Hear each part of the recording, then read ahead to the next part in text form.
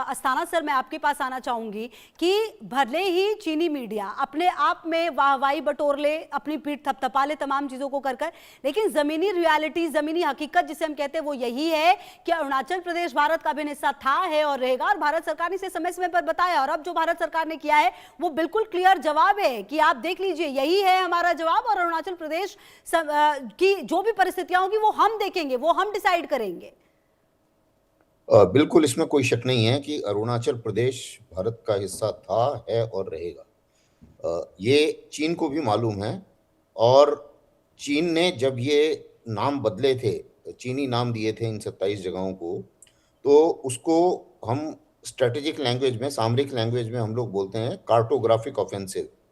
तो ये cartographic offensive उन्होंने लॉन्च किया था, और उनका एक तरीके से एक उनकी स्ट्रेटजी है कि पहले मैप में अपनी जगह, उस जगह को अपना दिखाओ, फिर वहाँ पर गांव बनाओ उसके नज़दीक, फिर उसको क्लेम लाइन को आगे बढ़ाओ, और फिर अगर कोई रेजिस्ट नहीं करता तो उस इलाके को फिर अपना बोलने की कोशिश करो, और उसके बाद में फिर उसमें कब्जा जमाने की कोशिश करो।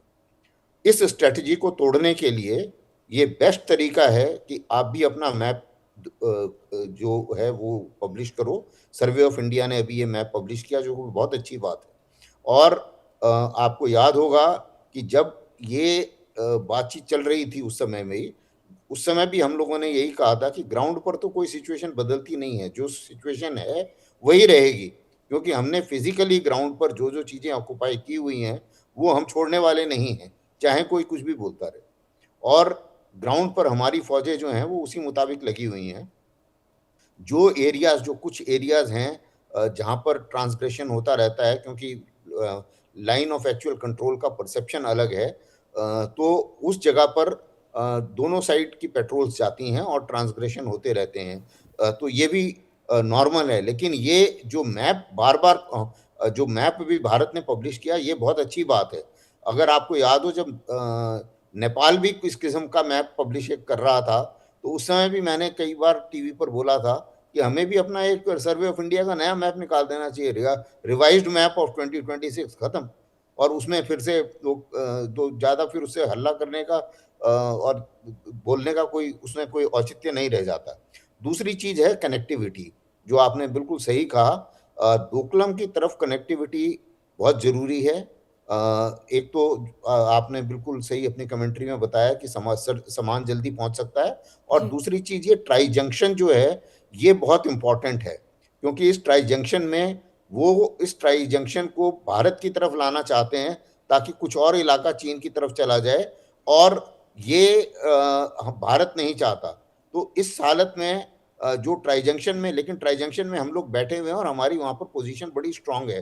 नाथुला में जो है भारत की जो पोजीशन है वो ऊपर, पहाड़ के ऊपर है, इसलिए चीन इतनी आसानी से वहाँ पर कुछ नहीं कर सकता। और जी। आपको याद होगा डोकलाम में हमने इनको रोक भी दिया था उस समय, जब ये रोड बनाने की कोशिश कर रहे थे। जी, ठीक है सर, और आप रहिए मेरे साथ सर, हम आगे भी बात करेंगे। बेहद महत्वपूर्ण बात आप बता रहे हैं। और एक बार मैं सुशील सिंघल जी के पास भी आती हूँ, फिर सर मैं आपका भी रुख करूंगी। सिंघल सर देखिए, एक सवाल मेरा ये भी है, जैसा कि अस्थाना सर भी कह रहे थे कि हमने रोका है डोकलाम से लेकर, और ये 1962 का भारत नहीं है। भारत अब अपनी सीमा की सुरक्षा करना भी जानता है, अपने देश के अंदर के जो राज्य हैं उनको संभालना भी जानता है, और ये चीन को उसी की भाषा में उसका जवाब है।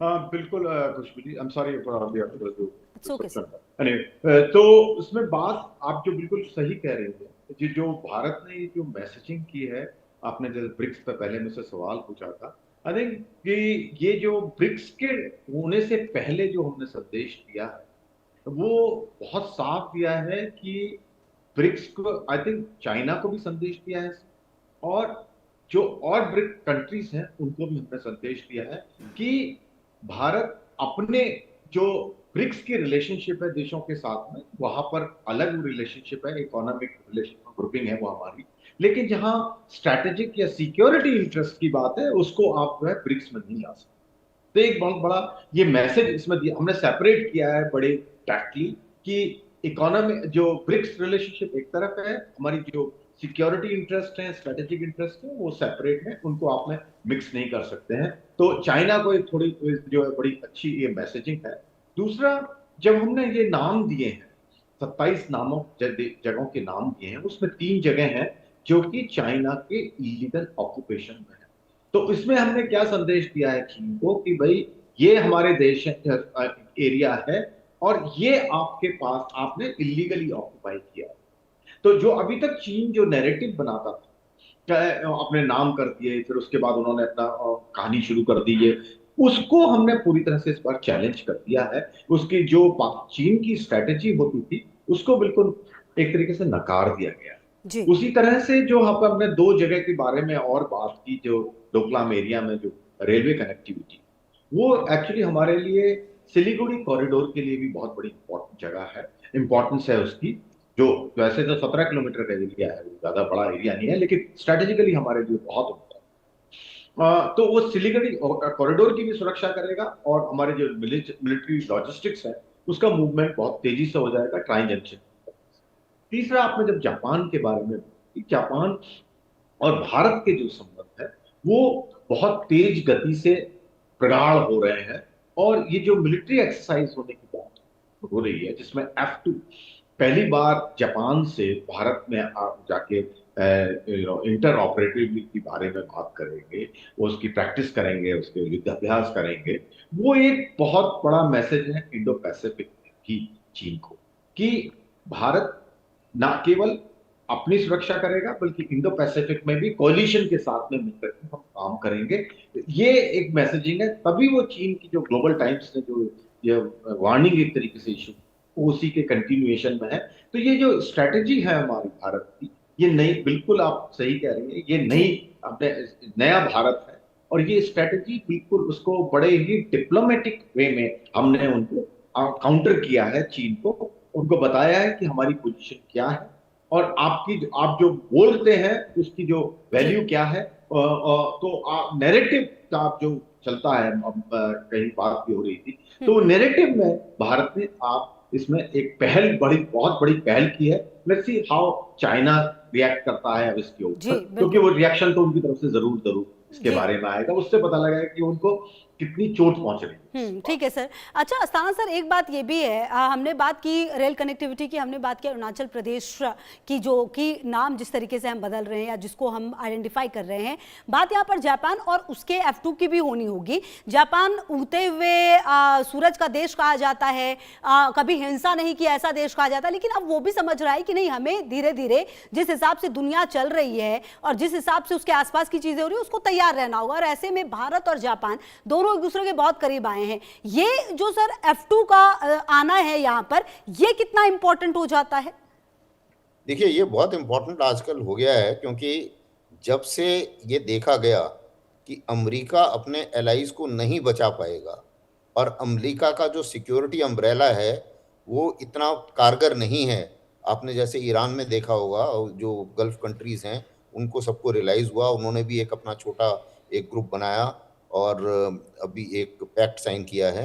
तो सबको ये लग रहा है कि अमेरिका ये नहीं कर पाएगा। और उसी मुताबिक चीन ने जब अमेरिका को धमकी दी ताइवान के बारे में, और जापान को भी कुछ मैसेज दिया था ताइवान के बारे में, क्योंकि उन्होंने एक स्टेटमेंट दी थी, तो उससे ये लग रहा है कि अमेरिका की जो दादागिरी है उसको कंट्रोल करने के लिए बेटर तरीका ये होगा, अमेरिका और चीन की दोनों ही अभी शक्तिशाली जो देश हैं, उसको कंट्रोल करने के लिए मिडिल पावर्स को मिलना पड़ेगा और सबको अपना अपना जो डिफेंस है वो अपने लेवल पर और अपने ही बलबूते पर और ज़्यादा मजबूत करना पड़ेगा। तो जापान भी, मुझे लग रहा है जापान को भी अभी यही मैसेज मिला है और इसीलिए आप देखेंगे कि जापान का डिफेंस बजट भी बढ़ा, जापान ने और ज़्यादा एक्टिव भी हो गया है जापान। और जो भारत जैसे देशों के साथ में जापान की हमारी एक्सरसाइज हालांकि पहले भी होती थी, लेकिन पहले उनके एयरक्राफ्ट के साथ में इंटरऑपरेबिलिटी शायद ये पहली बार होगी। बाकी की जो नेवल एक्सरसाइज है वो हम पहले भी कर चुके हैं। और क्वाड में भी हमारी एक्सरसाइज होती हैं, जिसे मालाबार एक्सरसाइज कहा जाता है। तो ये एक्सरसाइजेस जो हैं इनका एक मतलब है। और हालांकि जैसे क्वाड जैसी संस्था है उसको हम मिलिट्री संस्था नहीं कहते और ना ही उसका कोई मिलिट्री इंटेंशन है, लेकिन ये भी माना जाता है साथ ही साथ कि अगर सारी ये नेवीज जो हैं ये इंटर ऑपरेबल हैं तो इंटेंशंस ओवरनाइट चेंज हो सकते हैं। अगर कोई ज्यादा दादागिरी के ऊपर आता है। तो ये एक इनडायरेक्ट मैसेज जाता है, इसीलिए चीन इन डेवलपमेंट्स के साथ थोड़ा चिढ़ा रहता है जब भी इस किस्म की एक्सरसाइजेज होती हैं। जी तो ये एक प्रॉब्लम है। दूसरी चीज ये है कि जापान को कम नहीं आंकना